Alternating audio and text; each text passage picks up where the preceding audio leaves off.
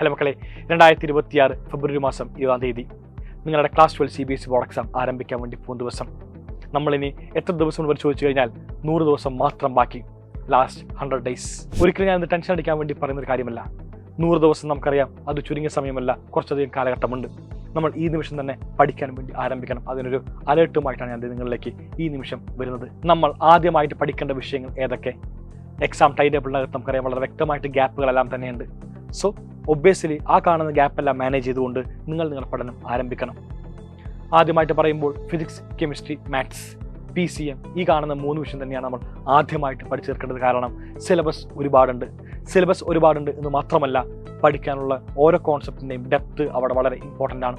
Chemistry പറയുമ്പോൾ organic chemistry പോലത്തെ ഒരുപാട് വലിയ ഭാഗങ്ങൾ പഠിക്കാൻ വേണ്ടിയുണ്ട്. ആൽഡിഹൈഡ്സ്, കീറ്റോൺസ്, കാർബോക്സിലിക് ആസിഡ് പോലത്തെ വലിയ പാഠങ്ങൾ പഠിക്കാൻ വേണ്ടിയുണ്ട്.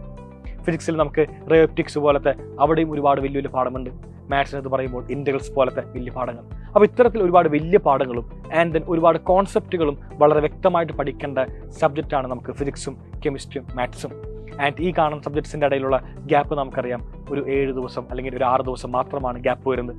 6ഉം 7ഉം കുറവല്ല എന്നറിയാം. എന്നാൽ തന്നെയും ആ കാണുന്ന ദിവസം നമുക്ക് എന്താണ്, റിവിഷന് വേണ്ടി മാത്രമേ ബാക്കി വയ്ക്കാൻ വേണ്ടി സാധിക്കുള്ളൂ. ഒരിക്കലും നമുക്ക് എന്താണ്, ആ നിമിഷം ഈ കാണുന്ന ചാപ്റ്റേഴ്സ് എല്ലാം ആദ്യം മുതൽക്കേ പഠിച്ച് ഫുൾ മാർക്ക് നേടാൻ വേണ്ടി സാധിക്കില്ല. അപ്പോൾ അതുകൊണ്ട് എല്ലാവരും ഫിസിക്സ്, കെമിസ്ട്രി, മാത്സ് പഠിക്കണം. ഒരു ചോദ്യമായി, നമ്മൾ മാത്സ് എടുക്കുകയാണെങ്കിൽ മാത്സിനകത്ത് ഏതെല്ലാം പാഠമാണ് ആദ്യം ഫോക്കസ് ചെയ്യേണ്ടത്? മക്കളെ, നിർബന്ധമായിട്ട് നിങ്ങൾ ആദ്യമായിട്ട് പഠിക്കേണ്ട പാഠമെല്ലാം തന്നെ കാൽക്കുലസ് തന്നെയാണ്. കാൽക്കുലസിലെ 5 പാഠം പഠിച്ചതിന് ശേഷം മാത്രമേ നിങ്ങൾ വേറെ ഏത് പാഠവും ഫോക്കസ് ചെയ്യാൻ വേണ്ടി പാടുള്ളൂ. കാരണം വേറെ ഒന്നുമല്ല, നിങ്ങളുടെ സ്കൂളിനകത്തുള്ള മോഡൽ എക്സാമിന് ഈ കാണുന്ന 5 പാഠം പഠിച്ച് ആ മോഡൽ എക്സാം എഴുതി ആ കാണുന്ന 5 പാഠത്തിലെയും മുഴുവൻ മാർക്ക് നിങ്ങൾ ഉറപ്പുവരുത്താൻ വേണ്ടി സാധിക്കണം. അത് ഫസ്റ്റ് മോഡൽ ആയിക്കോട്ടെ, സെക്കൻഡ് മോഡൽ ആയിക്കോട്ടെ, എന്തെങ്കിലും പിഴവുണ്ടെങ്കിൽ എല്ലാ പിഴവുകളും നമ്മൾ എന്താണ്, സെക്കൻഡ് മോഡലിനെ തീർത്ത് വേണം ഫുൾ മാർക്ക് ഈ പറയുന്ന 5 പാഠങ്ങളിലെയും നിങ്ങൾ നേടാൻ വേണ്ടി. ബാക്കിയുള്ള എല്ലാ പാഠവും നമുക്കറിയാം കുറച്ച് പഠിക്കാൻ വേണ്ടി ഉണ്ടെങ്കിലും കമ്പാരിറ്റീവ്ലി ഈസിയാണ് കാൽക്കുലസ് മാറ്റി നിർത്തി കഴിഞ്ഞാൽ. അങ്ങനെ വേണം നിങ്ങൾ നിങ്ങളുടെ സ്ട്രാറ്റജി ബിൽഡ് ചെയ്യാൻ വേണ്ടി. അപ്പോൾ ചോദ്യമുണ്ടാകും ഓട്ടോമാറ്റിക്കലി, ബയോളജി പഠിക്കണ്ടേ, ഞാൻ CS പഠിക്കേണ്ടത്? നമുക്ക് 12ാം തീയതിയുള്ള പരീക്ഷ കഴിഞ്ഞാൽ പിന്നെ നമുക്കറിയാം ഏകദേശം ഒരു വലിയ ഗ്യാപ്പിന് ശേഷമാണ് ബയോളജിയും CSഉം കടന്നു വരുന്നത്. ഏകദേശം ഒരു 14 ദിവസം ഗ്യാപ്പിന് ശേഷമാണ് നമുക്ക് ബയോളജി വരുന്നത്. 27ാം തീയതി മാർച്ച് മാസം ആൻഡ് 25ാം തീയതിയാണ് നമുക്ക് CS വരുന്നത്. അപ്പോൾ ആ നിമിഷം മാത്രം പഠിച്ചാൽ തീരുന്ന പോർഷൻസ് ആണ് ഇപ്പോൾ ഉള്ളത്? ഒരിക്കലുമല്ല.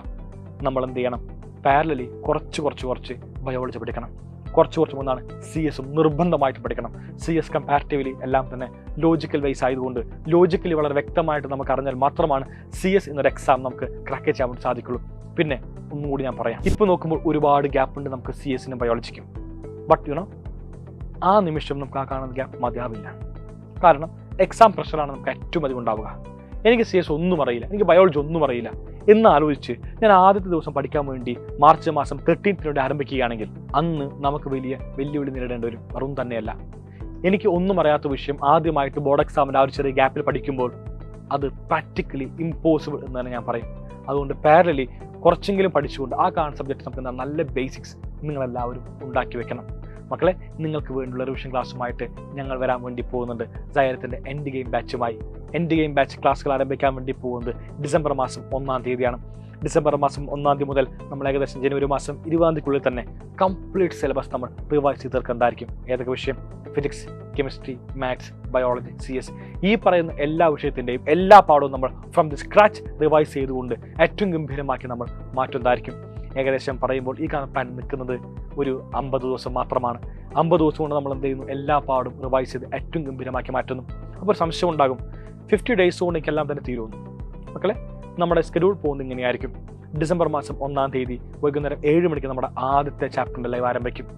ആ ചാപ്റ്റർ ലൈവിന് ശേഷം നമ്മൾ ഡിസംബർ 2 രാവിലെ 9 മണിക്ക് ആ ചാപ്റ്ററിൻ്റെ ഡിസംബർ 1 കഴിഞ്ഞ ചാപ്റ്ററിൻ്റെ എക്സ്ട്രാ ക്വസ്റ്റ്യൻ ഡിസ്കഷൻ ഉണ്ടാകും.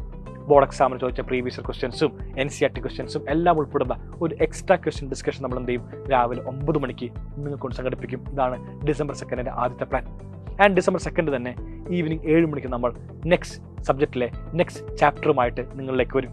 അപ്പോൾ 1 day 1 ചാപ്റ്ററാണ് ഫോർമുല.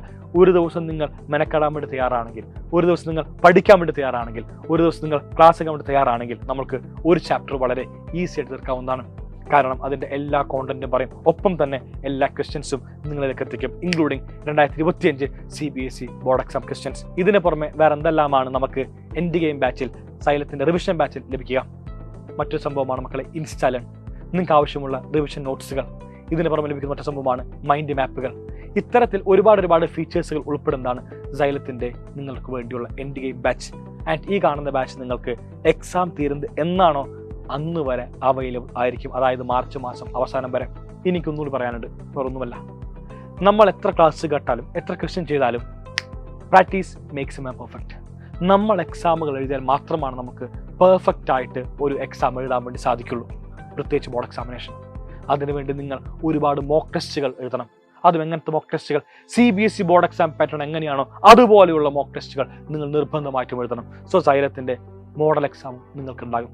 എല്ലാ സിലബസും കഴിഞ്ഞതിന് ശേഷം നിങ്ങൾക്ക് വേണ്ടിയുള്ള മോഡൽ എക്സാമുമായി, അതും എങ്ങനെയാണോ CBSE ബോർഡ് എക്സാം ഉണ്ടാവുക അതുപോലെ തന്നെയുള്ള എക്സാം പാറ്റേൺ ആയിരിക്കും സൈലത്തിൻ്റെയും model exam pattern. Same number of questions, same ക്വസ്റ്റ്യൻ്റെ ഡിഫിക്കൽറ്റി എല്ലാം അതുപോലെ തന്നെ ഉൾപ്പെടുത്തിക്കൊണ്ടുള്ള ഒരു മോഡൽ എക്സാം ആയിരിക്കും നിങ്ങൾക്ക് വേണ്ടി സൈലം കണ്ടക്ട് ചെയ്യുക. അപ്പോൾ ആ കാണുന്ന മോഡൽ എക്സാമിൻ്റെ ഇമ്പോർട്ടൻസ് ആണെന്ന് ഞാൻ നിങ്ങളോട് പറയേണ്ട ആവശ്യമില്ല. കാരണം CBSE ബോർഡ് എക്സാമിന് തൊട്ട് മുമ്പ് നിങ്ങൾ എഴുതാൻ വേണ്ടി പോകുന്ന ഒരു ബോർഡ് എക്സാമായിട്ട് തന്നെ വേണം നിങ്ങൾ സൈലം മോഡൽ എക്സാമിനെ ട്രീറ്റ് ചെയ്യാൻ വേണ്ടി. പിന്നെ നിങ്ങൾക്കറിയാമായിരിക്കും, ഇത്തവണ കീം എക്സാം നേരത്തെയാണ്. ഇത്തവണ നീറ്റ് എക്സാം നടക്കാൻ വേണ്ടി പോകുന്നത് മെയ് മാസം 3-ാം തീയതിയാണ്. നിങ്ങളുടെ +2-ന് ശേഷം ചുരുങ്ങിയ സമയം മാത്രമാണ് നമുക്ക് കീമിനും അതുപോലെ തന്നെ ജെയ്ക്കും അതുപോലെ തന്നെ നീറ്റിനും വേണ്ടിയുള്ളത്. അപ്പോൾ അതുകൊണ്ട് ഈ നിമിഷം പറ്റുന്ന സമയങ്ങളിൽ എന്ത് ചെയ്യണം, ആ കാണുന്ന എക്സാമിന് പ്രിപ്പയർ ചെയ്യുന്നവർ അതിന് വേണ്ടി ഒരല്പം സമയം മാറ്റിവെക്കാം. സോ ഗൈസ്, എല്ലാവരും എൻഡ് ഗെയിം ബാച്ചിൽ ഇപ്പോൾ തന്നെ ജോയിൻ ചെയ്യുക. ഏറ്റവും ഗംഭീരമായിട്ട് നമുക്ക് പഠിക്കാം. നമുക്ക് നമ്മുടെ ക്ലാസ് 12 CBSE ബോർഡ് എക്സാം ഏറ്റവും ഗംഭീരമാക്കി മാറ്റാം. എല്ലാവർക്കും ഫുൾ മാർക്ക് നേടാൻ വേണ്ടി സാധിക്കാൻ ആശംസിക്കുന്നു. So guys, bye, thank you and signing off Afnas from silent.